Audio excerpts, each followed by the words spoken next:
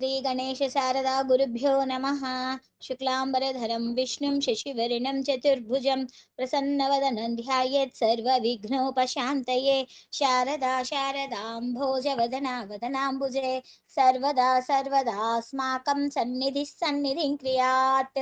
గురుర్బ్రహ్మా గురుర్విష్ణుర్గురుర్దేవో మహేశ్వరः. గురు సాక్షాత్ పరం బ్రహ్మ తస్మై శ్రీ గురవే నమః. శ్రీమన్మహాగణాధిపతయే నమః. శ్రీ మహాసరస్వత్యై నమః. శ్రీ గురుభ్యో నమః. శంకారూపేణ మచ్చిత్తం పంకీకృతమభూధ్యయ కింకరీ యస్య సామాయ శంకరాచార్యమాశ్రయే. భారతీ కరుణాపాత్రం భారతీ పదభూషణం భారతీ పదమారూఢం భారతీ తీర్థమాశ్రయే. విద్యా వినయ సంపన్నం వీతరాగం వివేకినం వందే వేదాంత తత్వజ్ఞం విధుశేఖర భారతీం. శ్రీ లలితాంబికాయై నమః. శంకరాచార్యులు వారు రేపు వారి పుట్టినరోజు, మన భాషలో చెప్పాలంటే. మరి జగత్తుకి ఇంత ఆనందాన్ని ఇచ్చిన ఆ శంకరాచార్యుల వారి జయంతికి ఈ రోజులలో మనం శివానంద లహరిని చెప్పుకోవటం అనేది గొప్ప అదృష్టంగానే నేను భావిస్తున్నాను. గురుదేవులని మరొకసారి గురువు గారిని ప్రతి క్షణమును మనము తలుచుకుంటూనే ఉండాలి. ఎందుకు మనం అజ్ఞానంలో పడిపోకుండా గురువు మన చేతిని పట్టుకొని అలా తీసుకువెళ్ళే ఒక మహానుభావులు ఎవరు అంటే గురువులే. అలాంటి గురువులు ఎవరెవరు ఉన్నారు ఈ జగత్తులో అంటే, మనకి వేదాలను చక్కగా 4 వేదాలను ఆ సారంలోని అర్థాన్ని అష్టాదశ పురాణాన్ని రచించిన వాల్మీకి వ్యాస భగవానులు, వాళ్ళని మనము గురువులుగా భావించాలి. ఆ తర్వాత శ్రీకృష్ణ పరమాత్మ జగద్గురువు. ఆ తర్వాత శంకరాచార్యుల వారు జగద్గురువులు.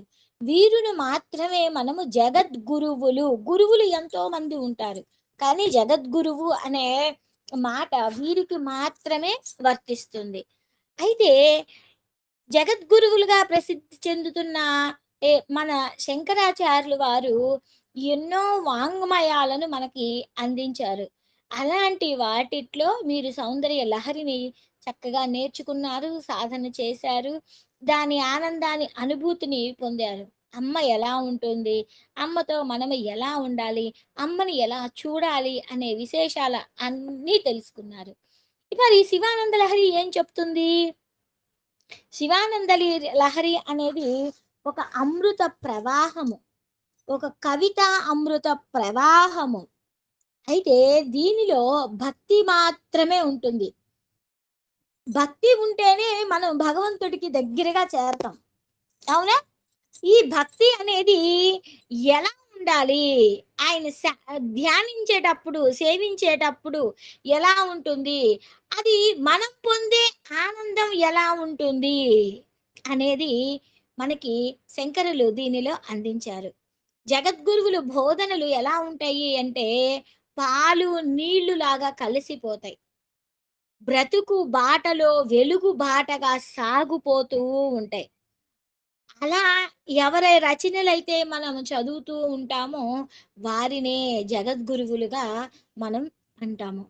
అయితే శివానంద లహరిని జగద్గురువులు ఎక్కడ రచించారు అంటే, శ్రీశైలంలో ఉన్నప్పుడు రచించారు అని ఆ శ్లోకాలలో ఉండే ఒక్కొక్క శ్లోకంలో మనకి అర్థమవుతుంది అనమాట. అసలు ఎంత గొప్పగా ఉంటాయో అసలు ఒక్కొక్క శ్లోకంలోని భావాలని అలా చదువుతూ ఉంటే, ఆహా, ఇంతకంటే ఏమి కావాలి అనేది మనకి అర్థమవుతుంది. ఈయన ఎన్నో రాశారు, బ్రహ్మసూత్రాలకి భాష్యం రాశారు. ఆ తర్వాత ఆ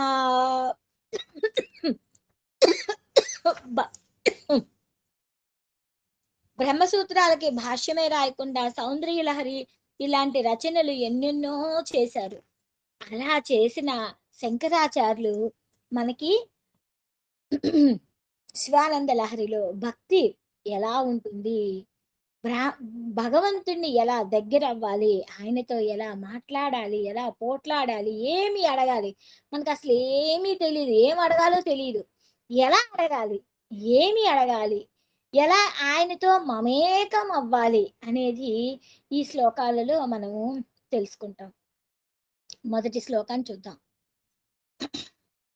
కళాభ్యాం చూడాలంకృత శశికళాభ్యాం నిజతపః ఫలాభ్యాం భక్తేష ప్రకటిత ఫలాభ్యాం భవతు మే శివాభ్యామస్తోక త్రిభువన శివాభ్యాం హృది పునర్భవాభ్యామానంద స్ఫురదనుభవాభ్యాం నతిరియం.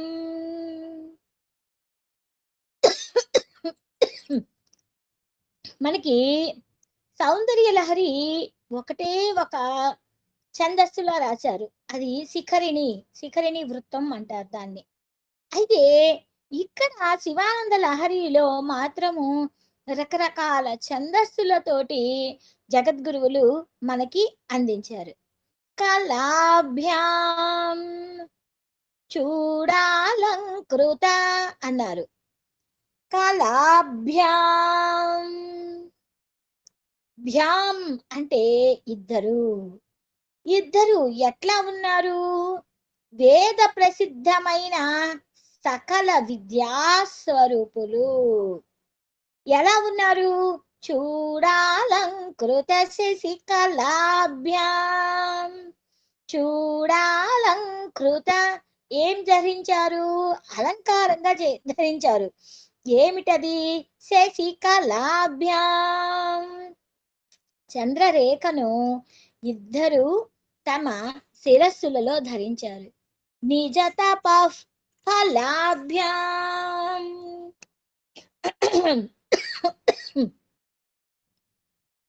భక్తేష ప్రకటిత ఫలాభ్యాం భవతు మే. ఇక్కడ భక్తులకు ప్రకటింపబడుతున్నారు. ఎలాగా? వారి కర్మ ఫలాలను తీసివేసేటట్లుగా వాళ్ళు మనకి అందించారు. ఎలా ఉన్నారు ఇద్దరు? రెండు కళలు అంటే వేదమాత ప్రసాదించిన సకల విద్యాస్వరూపులుగా ఉన్నారు. విద్య అంటే ముక్తిని ప్రసాదించే ఒక అర్థము అని కాదు. కళలు అంటే కాంతి రేఖ అనే అర్థం. అంటే ఈ కళలు అంటే చంద్రుడికి 16, సూర్యుడికి 12, అగ్నికి 10. ఈ కళలన్నీ కూడా పార్వతీ పరమేశ్వరులు వారికి ఇచ్చినవే. మనస్సుకి ఉల్లాసపరిచే లలిత కళలు కూడా శివ స్వరూపులే. అమ్మవారి శివ, అయ్యవారు శివ వాకు దీర్ఘమిస్తే శివ అమ్మ, శివ అంటే అయ్య. అలా శివ స్వరూపులుగా ఉన్నవి. ఇంకా కళలు 64 కూడా ఉన్నవి. అవి కూడా వాళ్ళిద్దరు స్వరూపాలే. సకల విద్యలు కూడా తాము స్వరూపముగా ఉన్న ఆ పరమేశ్వరులు రూపాలే కాబట్టి సకల విద్యలు కూడా మనము గ్రహించాలి. కళాభ్యాం అంటే ఆమె జ్ఞాన ప్రసూనాంబ అయితే ఆయన జ్ఞానమూర్తి. ఇలాగా కళాభ్యాం అన్నాము.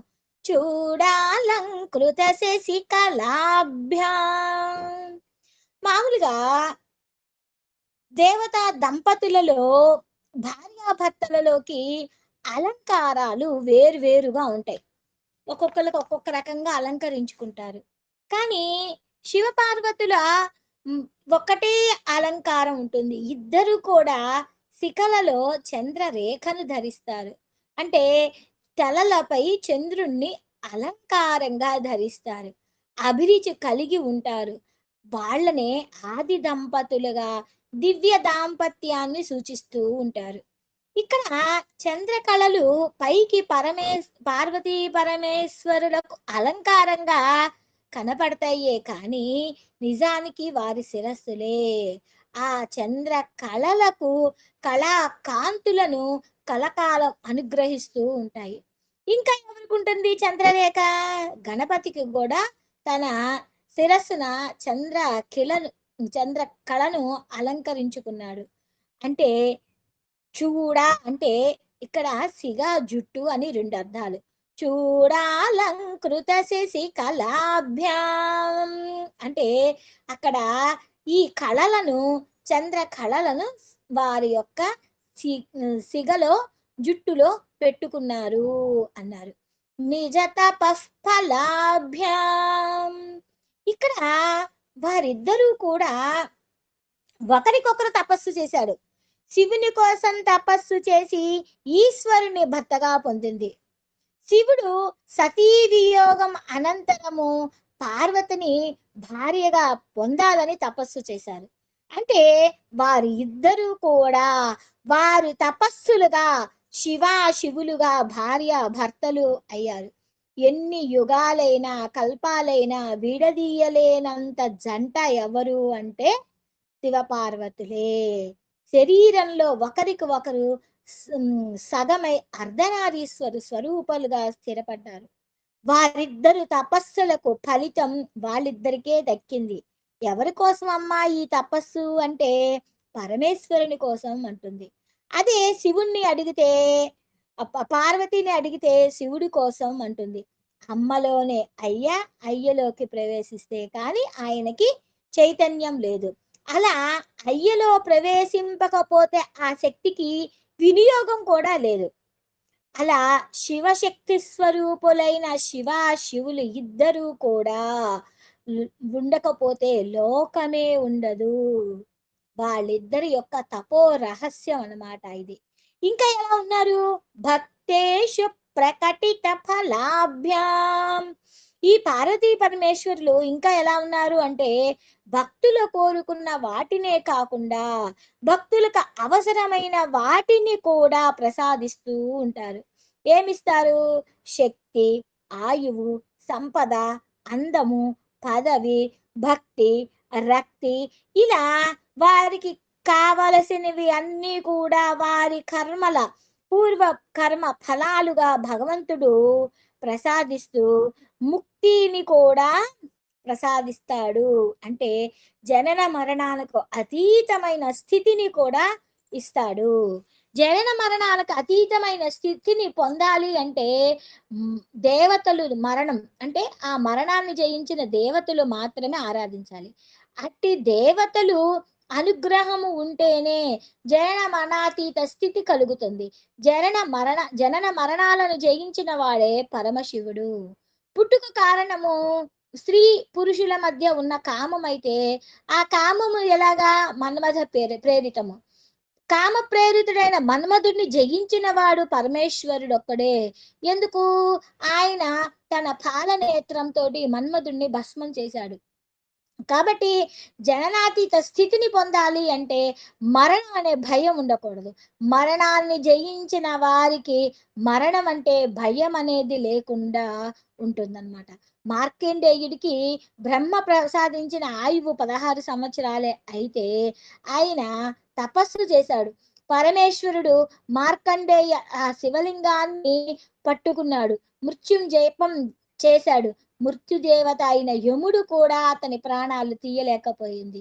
అలాగే యముని వక్షస్థలంపై శివుడు ఎడమ కాలుతో తన్నాడు. అర్ధనారీశ్వరుడైన శివుడిలోని ఎడమ పాదము అమ్మవారిదే. అంటే మరణాతీత స్థితికి రావాలంటే అమ్మని ఆశ్రయించాలన్నమాట. అలాగా భక్తేషు ప్రకటిత ఫలాభ్యాం మస్తోక త్రిభువన శివాభ్యాం.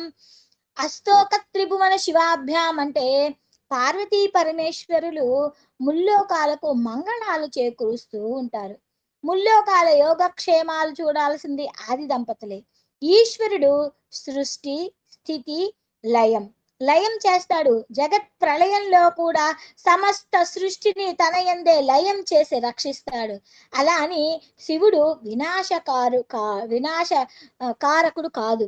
శివుడు రక్షకుడే కానీ భక్షకుడు కాదు అని మనం ఇక్కడ గ్రహించాలి. ఎందుకు? తనలోకి లయం చేసుకుంటున్నాడు కాబట్టి భక్షకుడు అని అనుకుంటాం. కానీ రక్షకుడే. అలాగే సృష్టి వ్యక్తమైనప్పుడు సృష్టి స్వరూపిణైన జగన్మాత పార్వతీదేవి కూడా ఈ జీవజలాన్ని పెంచి, పోషించి, రక్షిస్తూ శుభాలను అందింపచేస్తూ ఉంటుంది. అందుకని పార్వతీ పరమేశ్వరులు ఇద్దరూ కూడా అష్టోక త్రిభువన శివాభ్యాం అంటూ మనకి అర్థమవుతుంది. హృది పునర్భవాభ్యాం. ఇక పార్వతీ పరమేశ్వరుని స్మరించుకుంటే మనకేమవుతుంది? మన హృదయంలో వారు ప్రత్యక్షమవుతారు. వీరు పుట్టిక లేనివారు. నిత్యము కూడా మరల మరల ఆవిర్భవిస్తూ ఉంటారు. ఆవిర్భవించటము అంటే ఏమిటి? హృదయంలో ఉండే అజ్ఞానపు తెర తొలగి భక్తులకు దర్శనం ఇస్తూనే ఉంటారు. భక్తిలో హృదయాలలో వారు ధ్యానించినప్పుడల్లా సాక్షాత్కరిస్తారు. అందుకనే వేదమాత శివుణ్ణి సత్యోజాతుడు, సత్యోజాతుడు అంటే అక్కడికక్కడే అవతరిస్తాడు అని భావం. అయితే పార్వతీ పరమేశ్వరులను స్మరిస్తే వారు మన హృదయాన్ని స్పృశిస్తారు. వారికి పాపం విసుగు, చిరాకు ఏమీ ఉండదట. అందుకోసమని హృది పునర్భవాభ్యాం అన్నారు. ఇంకా ఎలా ఉంటుంది? ఆనంద స్ఫురదనుభవాభ్యాం. నిద్రాణమై జడస్థితిలో ఉన్న మనస్సులో ఒక్కసారి ఆ ఆది దంపతులను స్మరిస్తే వెంటనే మేఘంలోని మెరుపుల మంచి ప్రకాశంతో హృదయంతో చూడగలిగే స్వరూపాలతో సాక్షాత్కరిస్తారు వారిద్దరు. వారిని స్మరిస్తే చాలు మనకు మెరుపులా స్ఫురిస్తారు. అందుకని ఆనంద స్ఫురదనుభవాభ్యాం అన్నారు. ఇంకా శివాభ్యాం అంటే శివ శివ రెండు వాక్యాలు కూడా మంగళకరమైన వాక్యాలే. శివ అనే పదంలో జీవం అనేది మన సౌందర్యలహరి నేర్చుకున్నాం. శివ అనే పదంలో శివ అనే పదంలో అది ఈ శివకి అయితే ఏమవుతుంది? అమంగళం, జీవం లేని జీవి అవుతుంది. అందుకోసం అని చెప్పని శివ అంటే మంగళకారకుడు, మంగళకారకులు ఇద్దరు. అందుకోసము ఈ నామాన్ని మనము ఎప్పుడు అలా ధ్యానిస్తూ స్మరిస్తూ ఉంటే మనకి జయం కలుగుతుంది. అలాగా మనకి జంటల రూపంలో కనుక చూసుకుంటే పార్వతీ పరమేశ్వరులు అంటాము. ఒకరిని ఒకరి విడవకుండా ఉండే జంట. అలానే లక్ష్మీ నారాయణులు, అలానే సీతారాములు, రాధాకృష్ణులు, సరస్వతి బ్రహ్మ. ఇలాగా ఈ జంటలు కూడా ఒకరిని ఒకరు విడిచి ఒకరిని ఉపాసించి నాకు అమ్మవారే ఇష్టం, అయ్య ఇష్టం లేదు అంటూ అమ్మనే పట్టుకొని అయ్యని వదిలిపెట్టి ఆయనని అమ్మని ఉపాసన చేయటం కూడా తప్పే. నువ్వు ఎవరిని చేసినా ఇద్దరిని వారిని ఉపాసనతోటి తీసుకోవాలి. నాకు అమ్మే కావాలి, నాకు డబ్బే కావాలి, లక్ష్మియే కావాలి, విష్ణుమూర్తి వద్దు అంటూ లక్ష్మీదేవిని ఒక్కదాన్నే ప్రార్థిస్తే ఆ తల్లి నీ దగ్గరికి రాదు. అలానే సరస్వతి నాకు చదువులు కావాలి, బ్రహ్మగారు నాకు అక్కర్లేదు అంటే కూడా అది కూడా గొప్పదు. కాబట్టి ఇద్దరిని నమస్కరిస్తూ ఒకరిని విరిచి ఒకరిని ఉపాసన కూడా చెయ్యకూడదు అనేది మనకి తెలుస్తుంది. ఇంకా ఏముంది? మే నతిరియం భవతి అంటే నమస్కారం, నమస్వారం అంటే పార్వతీ పరమేశ్వరులకు నేను నమస్కరిస్తున్నాను అంటూ ఈ శ్లోకంలోని ఆంతర్యం. ఒక్కసారి మళ్ళీ శ్లోకాన్ని చెప్తాను. కళాభ్యాం చూడాలంకృత శశికళాభ్యాం నిజతపః ఫలాభ్యాం భక్తేషు ప్రకటిత ఫలాభ్యాం భవతు మే శివాభ్యామస్తోక త్రిభువన శివాభ్యాం హృది పునర్భవాభ్యామానంద స్ఫురదనుభవాభ్యాం నతిరియం. ఇక మొదటి శ్లోకంలో ఏం చెప్పారు? పార్వతీ పరమేశ్వరులకు మంగళ రూపమైన ఆ మంగళ రూపాన్ని మనం ధ్యానం చేసుకోవాలి. అలా మనస్సు శివానంద లహరిలాగా, శివానందము అనేది స్థిరముగా ఆ మనస్సు నుండే అలా నిలిచిపోతుంది అని చెప్పని దీనిలో మనకి తెలిసింది. ఇక రెండవ శ్లోకంలో ఏం చెప్తున్నారో చూద్దాం. గళంతి శంభోత్వచ్చరిత సరిత కిల్బిషరజో దళంతి ధీకుల్యా సరణిషు పతంతి విజయతాం దిశంతి సంసార భ్రమణ పరితాపోపశమనం వసంతి మచ్చేతో హ్రదభువి శివానందలహరి గళంతి శంభోత్వచ్చరిత సరిత కిల్బిషరజో. ఇక్కడ శివుడు చరిత్ర త్వచ్చరిత గళంతి, ఇక్కడ శివుడి చరిత్ర అంటే మార్కండేయుడు చరిత్రలు ఎలాగా పరిపాలిస్తుంది, శివుడు భక్తులను ఎలా రక్షించాడు, శివానంద లహరి అంటే ఏమిటి, శివ చరిత్రల నుండి పుట్టింది. సరిత్తు అంటే నది, అంటే శివానందము అనేది ఒక ప్రవాహము. ఎలా పడ్డది, గళంతి జారి పడింది. శంకరాచార్యులు వారు రక్షించిన శంకరుడు తన భక్తులను రక్షించిన గాథలు అనేవి నదులు అనుకుంటే ఆ చరిత్రల నుండి ఈ శివానంద లహరి అనే ప్రవాహము మొదలైందనమాట. కిల్బిషరజో దళంతి, శివుడు చేసిన భక్తి రక్షణ, భక్తులకు రక్షణ గాథలు అనేది ఆ నదుల నుండి పుట్టిన శివానంద ప్రవాహము. ఏం చేస్తుంది అది, కిల్బిషరజో, కిల్బిషము అంటే పాపము. ఆ పాపం అనేది ఎట్లా ఉంటుంది, నిత్య సత్యమైన శివతత్వంతో తెలుసుకోవాలి. ఈ జగత్తును ఎప్పుడు అంటి పెట్టుకునే సుఖాల కోసము తాపత్రయపడటం. కానీ శివానంద లహరి అంటే ఈ కిల్బిషం అంటే పాపము ధూళిని కూడా తీసివేస్తుంది, ఛేదిస్తుంది. శివుణ్ణి గనక మనం పట్టుకుంటే ఈశ్వర చరిత్రలు అనే నదుల నుండి ప్రవహించే ఈ శివానంద లహరులను గనక మనము చదువుతూ ఉంటే మన పాపాలు అనే ధూళి కడిగి పారివేస్తుంది. శివానంద లహరితో పాప ప్రక్షాళనం అవుతుంది. శివుని దివ్య చరిత్రల శ్రవణం వలన ఈ పాపాలు నశిస్తాయి. ఎలా నశిస్తాయి, శివుని చరిత్రలు, శివుని యొక్క గాథలు, శివుని చేసిన ఒక్కొక్క చరిత్రలు ఆయన గనక వింటూ ఉంటే మన పాపాలు అన్నీ కూడా నశిస్తాయి. ధీకుల్యా సరణిషు పతంతి, అందుకని ధీకుల్యా అంటే ఎలా ఉంటుంది, ప్రతి చిన్న భావంలో కూడా శివుని యొక్క మహాతత్వాన్ని అర్థం చేసుకోవటానికి వీలు కల్పిస్తుంది.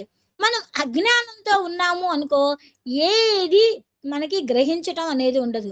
అదే పరమేశ్వరుని తన బుద్ధితత్వంతో మనం గనక చూస్తూ ఉంటే మనస్సు మంచి విషయాలు ఏమిటి, చెడు విషయాలు ఏమిటి, వివేకం ఏమిటి, ఆ వివేకంతో మన బుద్ధి నిర్ణయిస్తుంది. అందువల్ల మన అంతరంగాన్ని ప్రక్షాళనం చేస్తుంది ఈ శివానంద లహరి అనేది మనం గ్రహించాలి. దిశంతి సంసార భ్రమణ పరితాపోపశమనం, సంసార భ్రమణము. ఈ సంసార భ్రమణం అంటే ఏమిటి, చావు పుట్టుకలతోటి సర్వ దుఃఖాలతోటి సర్వకాల సర్వ అవస్థలలో సాగిపోతూ ఉంటాం. ఏమిటిది, అజ్ఞానము, భ్రమణము, భ్రాంతి, గమ్యం లేక తిరుగుళ్ళు తిరుగుతూనే ఉంటాం. దానికి ఉపశమనము ఏమిటి అంటే శివానంద లహరి ఇస్తుంది. వసంతి మచ్చేతో హ్రదభువి, హ్రదభువి అంటే మడుగు ప్రదేశం. నా మనస్సు అనే ప్రదేశంలో ఈ శివానంద లహరి అనేది గనక ఉంటే, అంటే శివుని చరిత్రములు అనే నదిలో పుట్టిన ఈ శివానంద ప్రవాహాలు బుద్ధులు అనే దానిలో గనక ఉంటే కాలువల ద్వారా ప్రవహించి భక్తుని మనస్సుని ఒక చక్కటి మడుగులో పడివేస్తుంది. అంటే ఇక్కడ భక్తుని మనస్సు అనే మడుగు అంటే స్వచ్ఛమైన మింగిలాలు ఉండటము కాదు. భక్తునికి తెలియని దిక్కు తెలియని చోట ఉండు ఉక్కిరి బిక్కిరి చేస్తూ ఉంటాయి. పాప పంకిలాలు ఇంకింప చేస్తూ ఉంటాయి. ఈ శివానంద లహరి ఏం చేస్తుంది అంటే భక్తుల మనస్సులలో విజయాన్ని స్మరింపచేస్తుంది. అంటే శివనామ స్మరణము ఏం చేస్తుంది? శివపాద భజనము పాపాలను పోగొట్టి ఈ సంసార తాపాన్ని తీర్చి మానవులకు మహానంద స్థితిని పొందటానికి ఉత్తమమైన సులభమైన మార్గం ఏమిటి అంటే శివానంద లహరి. అంటే శివుని యొక్క గాథలు, శివ పురాణాలు ఇవన్నీ చదువుతూ ఉంటే మన పాపము క్షయమయ్యి మహానంద సుఖం కలుగుతుంది. ఓకేనా? ఈ 2 శ్లోకాలు బాగా ఇప్పుడు చదవండి ఒక్కొక్కళ్ళు ఒకసారి. సర్వం జగదాంబ పాదారవింద అర్పణమస్తు.